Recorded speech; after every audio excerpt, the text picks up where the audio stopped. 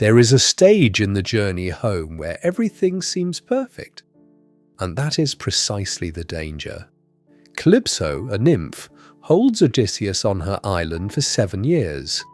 She's beautiful and sensual, she loves him, she offers him immortality, and every day he sits by the shore and weeps, because none of it is home.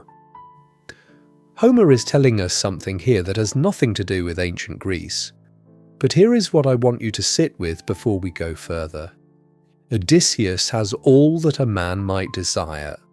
So, why does he weep? He has everything. Every natural need is met. Nothing is withheld. So what exactly is missing? And how does he find his way out? That's what this video is about.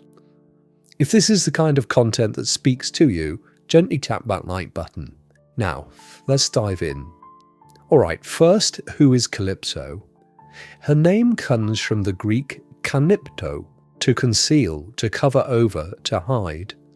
The word apocalypse comes from the same root, the unconcealing, the great revelation.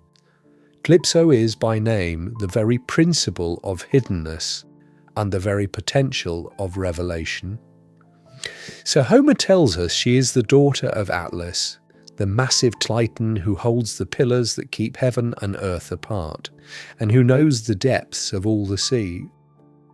So Calypso, an immortal, is the daughter of the force that maintains the separation between the above and the below. She dwells at the boundary between the transcendent and the visible world. She is, in the deeper sense, the principle of nature as she appears, beautiful, abundant, sufficient, hiding the deeper nature of things behind the apparent nature of things. And where does she live?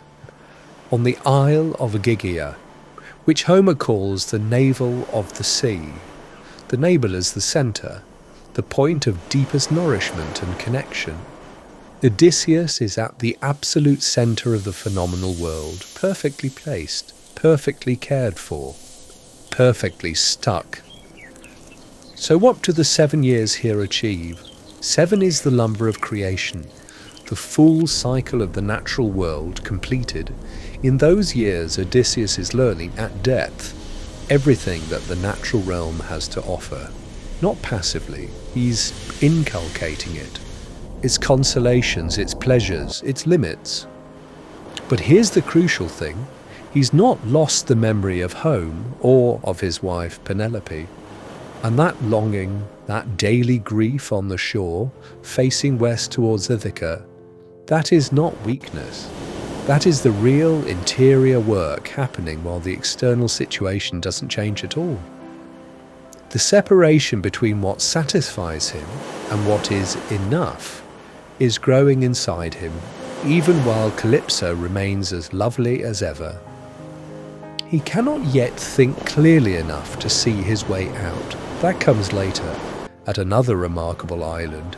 But something in him already knows that immortality within the natural world is, actually, the ultimate trap. And so he refuses it. Every day he refuses it. That gap between satiation and the sense there must be more, he cannot yet reason his way across it.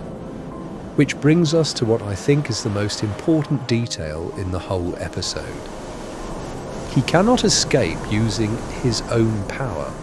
There has to be divine intervention. Hermes, messenger of the gods, guide between worlds, the principle that moves between realms, descends to Ogygia at Zeus's instruction. And here is what I want you to notice. Hermes doesn't carry Odysseus away. He simply informs Calypso that she must release him. She who conceals is told to reveal, and she does, reluctantly, honestly, but completely.